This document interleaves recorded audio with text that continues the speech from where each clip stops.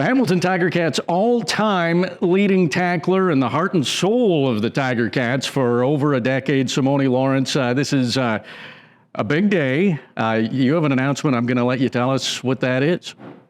Oh, man, I'm graduating from football and moving up in the world, of course. You know what I mean? 10 years of being a hitman for the Ticats.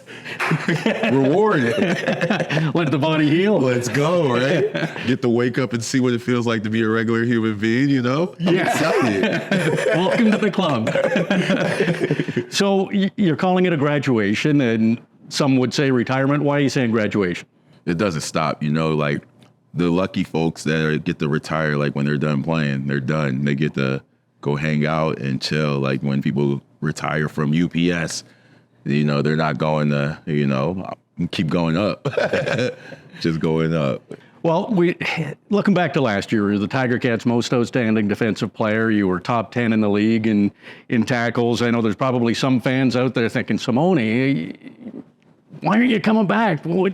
Could you have played another year? But is this a case, we see it a lot with athletes, that they hang around too long and the career starts to deteriorate? You're going out on top here. Is that part of the plan? Yeah, that felt like, you know, just talking with everyone, like, you know, I was well aware that I could probably sneak out a couple of years, you know what I mean? But in anything, like when opportunity comes, it's when it's time to grow, you know, you pray on it, you talk about it. I talked to my parents about it, and they thought this was the best option for me. You know, I'm not getting any younger, and I know like any injury is not going to heal as fast as it used to. And like there's things that go on throughout the season that the fans aren't aware of, like draining my knee before a game and stuff like that. You just don't know when those things will ever pop up again, and might as well go out on top, right? That's right. Yeah, you've got a lot of life to live, and you want to be healthy for it. I remember you told me, I think it was last year, that your goal going into that season was to be at every practice. Yeah. Explain that. It's just like the little things always equal up the big things for me, especially throughout my career. Like, I'm one of those guys, I go to practice, give it my all. And I know if I'm at practice doing what I'm supposed to do every day, then you're going to get the best results of a Simone Lawrence. So that was my goal, to be the best. Yeah. So this has all come about pretty quick, but when you look at your career, 3-time CFL All-Star, 5-time East Division All-Star, 3-time East Division Most Outstanding Player, top 10 all-time in the CFL in tackles. A lot of guys have a career. This is a phenomenal career. Have you sat back and digested it a little bit yet? Not yet. I'm still running like a bunch of different and mixed emotions and stuff. I'm just trying to stay settled, stay even, because, you know, if I get to any kind of way, I might bust out and start crying. I got to stay heavy, you know what I mean? So that emotion we saw in the field is... Yeah, you got to check that off the field, for sure. Well, your career is fascinating. 2010, for a couple of years, you bounced around the NFL, and then in 2012... you made the decision to come to the CFL. When you look back to 2012, what did you know about the CFL? I didn't know anything about the CFL. Honestly, I didn't even know where Edmonton was on the map. I just was like, it's up, like near Alaska, so let's get the snow gear, get that Snowmoni mobile out, right? Thank you, Hamilton. But like, yeah, I didn't know anything. And the cool thing was the adjustment was so good because I had a live television crew. I did a reality television show in Edmonton that whole first year, so... Well, and let's just explain the Snowmoni Lawrence. There was a contest in Hamilton to name a snowplow, and you beat out even Taylor Drift. So that's how popular you are in Hamilton. Taylor Drift. I rate Taylor Swift for sure. So the trade in 2013, it'll have to go down as one of the most lopsided in CFL history. You and Jeremiah Masoli come to the Tiger Cats, and you know, all due respect to Nathan Kanye, played a couple of years Canadian linebacker in Edmonton, but Masoli was great as a starting quarterback in Hamilton, and you're the all-time leading tackler in Tiger Cats history. So that was a real pivotal moment in the Tiger Cats organization. What did you think the time the trade was made? Because you didn't play a ton as a starter in Edmonton, and you came to Hamilton and excelled. I feel like it was everything that needed to happen. The thing is, like, when I was in Edmonton, I was playing football, but I wasn't playing football. You know what I mean? And like I went back, I decided to go back to school at University of Minnesota. And I was just like, I don't think I'm gonna go back out to Edmonton. And I was like, God heard me say that. He's like, oh, you're not quitting.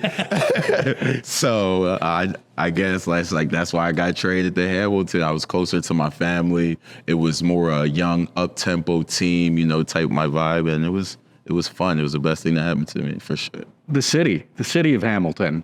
You clicked in the city too, not just on the field, but Hamilton loves you. What was just right there with that fit? It's just like the realness of Hamilton, you know what I mean? Like you can be your authentic self around people like Hamilton. I love it. Like you can just talk to them. Like it's a feeling that you just gotta know what's up. Like it's one of those, you can't fool the city, what's up type thing. You just know, you know what I mean?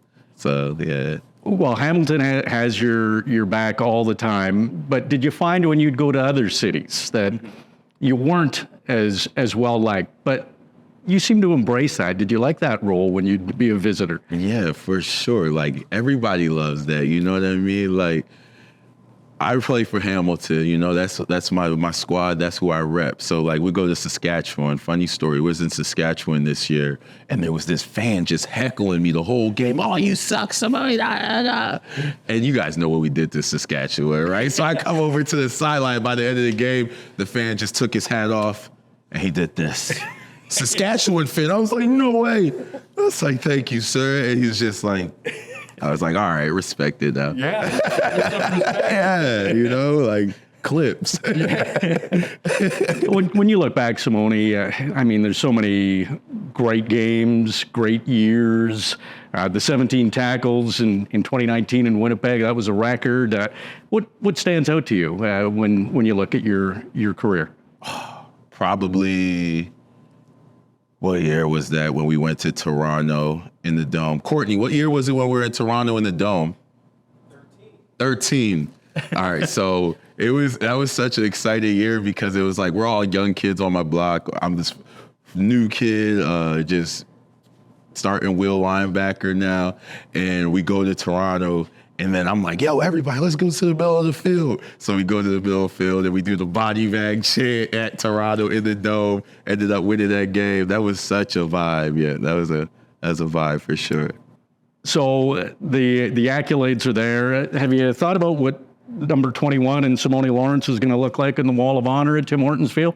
Oh, man, it's going to happen. I'm just grateful, you know what I mean? Grateful to be able to play football this long just for one organization for 10 years, and achieve all these accolades. And, everybody says it's a Simone Lawrence Award, but it's everybody. A lot of people had to do with my career and my success just to keep me up and help me move forward in life. So I'm forever grateful for everybody that took a part of Simone Lawrence, for sure.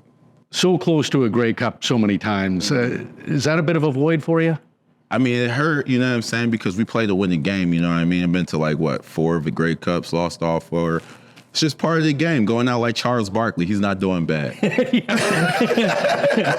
And for fans, you're not disappearing. You're going to be around the organization. What's next for you, Simone? For sure. So I'm accepting the role as the brand and a community ambassador. So I'm just going to be out in the community, making sure I'm making plays for everybody. Just making sure everybody's being seen, being heard, being repped, and getting what they need to get. And there's a big ceremony coming up, the graduation, February 21st. We're having the graduation. I need everybody to get their tickets as fast as possible. And, it's my first job as the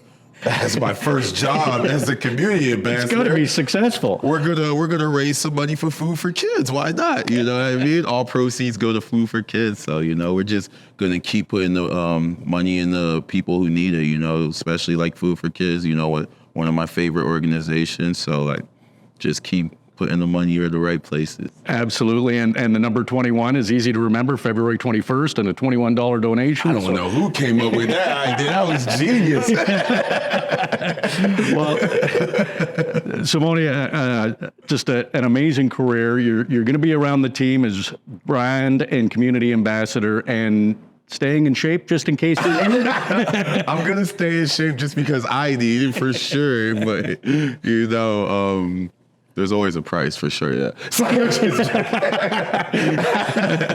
Well, Simone, an amazing career. You're definitely going to be missed on the field, but this is a celebration for all you've accomplished. Congratulations. Thank you. I appreciate it so much. Thank you.